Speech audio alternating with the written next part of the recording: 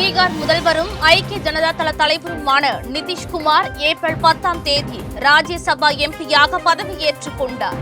அவருக்கு துணை ஜனாதிபதியும் ராஜ்யசபா தலைவருமான சிபி ராதாகிருஷ்ணன் பதவி பிரமாணம் செய்து வைத்தார். பண மூட்டை சிக்கிய விவகாரத்தில் சர்ச்சையில் சிக்கிய நீதிபதி யஷ்வந்த் வர்மா ராஜினாமா செய்தார். இனி விரிவான செய்திகள்.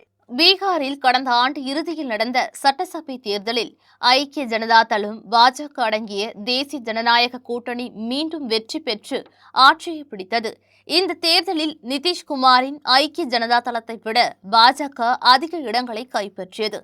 எனினும் முதல்வராக ஐக்கிய ஜனதா தள தலைவர் நிதிஷ்குமாரை பதவியேற்றுக் கொண்டார். அதே சமயம் பீகாரில் விரைவில் பாஜக தலைமையில் ஆட்சி அமையும் என்ற பேச்சுக்கள் எழுந்தன.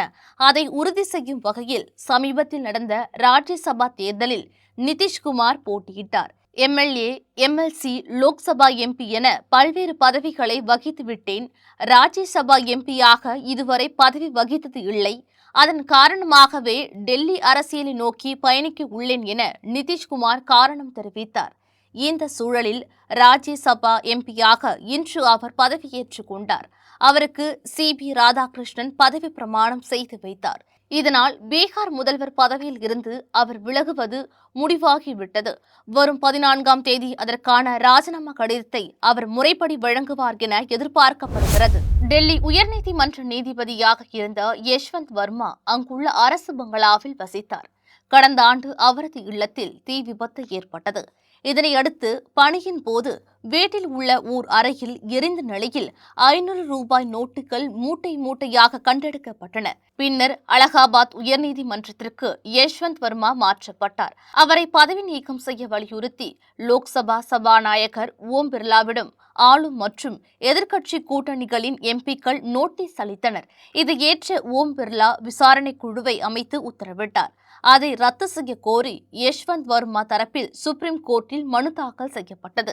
மனுவை விசாரித்த நீதிபதிகள் பார்லிமெண்ட் குழு விசாரணை தொடர நீதிபதிகள் அனுமதி அளித்தனர். இதன்படி பார்லி விசாரணை குழு விசாரணை நடத்தியது. அப்போது குற்றச்சாட்டுகள் தொடர்பாக ஒரு உள் விசாரணையை எதிர்கொண்டு வருகிறார். இது தொடர்பாக பார்லிமெண்டின் வாயிலாக அவரை பதவியில் இருந்து நீக்கும் நடவடிக்கைகளும் மேற்கொள்ளப்படக்கூடிய சாத்தியக்கூறுகள் உள்ளன. இந்த சூழலில் இன்று அலகாபாத் ஐகோர்ட் நீதிபதி யஷ்வந்த் வர்மா ஜனாதிபதி திரௌபதி முர்முவிடம் தனது ராஜினாமா கடிதத்தை சமர்ப்பித்துள்ளார்.